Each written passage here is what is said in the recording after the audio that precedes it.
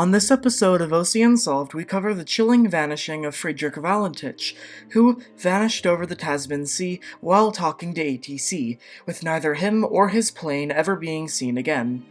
While I don't personally believe in UFOs, I do believe that this incident is the best evidence of alien abduction, and, honestly, it's very convincing. So, let's get into this. Frederick Valentich was a 20-year-old private pilot and was training to become a commercial pilot. However, he was not the best when it came to flying planes, and had failed the test twice, and being involved in many airplane incidents. He then enlisted in the Royal Australian Air Force training program, hoping to fly military planes. But his incidents while training held him back, such as straying into restricted airspace over Sydney and flying into a cloud twice. All of these resulting in citations, and the last one actually got him prosecuted. In fact, this case was still going on at the time of the incident. On the 21st of September, 1978, Frederick decided to fly to King Island, an island halfway between Victoria and the island of Tasmania. Taking off at 6:19 p.m., his stated intentions were to pick up some friends, while he told friends and family that he was going to pick up crayfish. He flew in a Cessna 182, which is a modified version of the famous Cessna 172, which was the most mass-produced plane in history. However, things would take a dark turn. At 7:06, he inquired if there were any other planes in the area. Traffic told him no, there were none. Now, I should say that the recording of what happened no longer exists online, but it once did, and those who have heard it say it's terrifying. But we do have the transcription, so I'll just play that. This is Delta Sierra Juliet. Is there any known traffic below 5,000 feet? No known traffic. Seems to be a large aircraft below 5,000 feet. What type of aircraft is it? I cannot confirm. It's four bright, seems to me like landing lights. The aircraft has just passed over me at least 1,000 feet above. Is there any Air Force aircraft in the vicinity? No known aircraft in the vicinity. Seems to be playing some sort of game. He's flying over me. Delta Sierra Juliet, it's not an aircraft, it's... Can you describe the aircraft? As it's flying past, it's a long shape. Cannot identify it, it has such speed. It's before me right now, Melbourne. How large would the object be? Seems like it's stationary. What it's doing right now is orbiting. The thing is just orbiting on top of me. It's also got a green light and a sort of metallic, like, it's shiny on the outside. It's just vanished.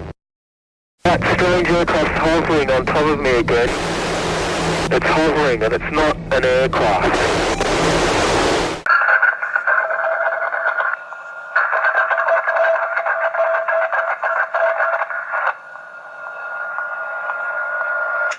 After the plane was never heard from again, a search started. A few days later, the search was called off. But 5 years after the disappearance, an engine flap was found from the plane. This was the only evidence of the plane ever found. And with that, let's get into the theories. Theory 1 is that it was staged. Frederick was actually very interested in UFOs, and even talked with his girlfriend the day before he disappeared about being abducted by UFOs. It was suspected that he faked the transmission and landed near Cape Otway. There were reports of a mysterious landing in the area. It is then suspected that he got a new identity and life. However, it would have been very hard to just vanish like that, and even harder to get a new identity. Also, those who have heard from the recording say his voice is very panicked and real. Theory 2 is that he was abducted by aliens. Okay, I know that that's a running gag on this show, and it will continue to be, but in this case it's actually a serious theory. Ufologists speculate that a UFO abducted him or destroyed his plane, noting that some people at Cape Otway reported an object erratically moving in the sky. Those who have heard the recording all say the same thing, that it was very real and very terrifying. Ufologists believe that the reported green lights that he saw were a UFO.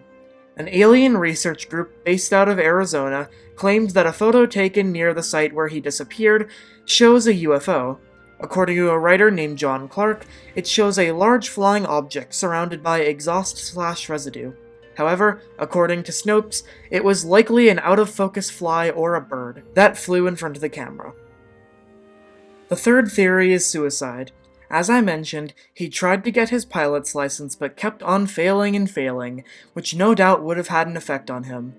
Maybe his ongoing legal case about flying into clouds multiple times sent him over the edge. Further, backing this up is the fact that he had no motive for going to King Island, and had conflicting reasons to go there. Many say he had no reason to go and was not intending to. Also, he never even contacted King Island Control, which is of course standard procedure when flying a plane. So, they thought that he wasn't even intending on landing there, and even if he was, he wouldn't have been able to because he didn't file any flight plans or anything like that, never contacted the Control, and so he probably wouldn't have been able to land at King Island in the first place. Meaning that he would have not been intending to land, most likely. However, relatives said that he was happy and excited about life, and also, if this is true, then what did he see that night? Till this day, Valentich's disappearance has been used as evidence of UFOs, and I mean, it does explain a lot about the case, however, it is a bit outlandish, but no other evidence was ever found, and the resting place of the plane is still out there. With a missing plane, more questions than answers, and a potential alien abduction, the case of Frederick Valentich remains unsolved.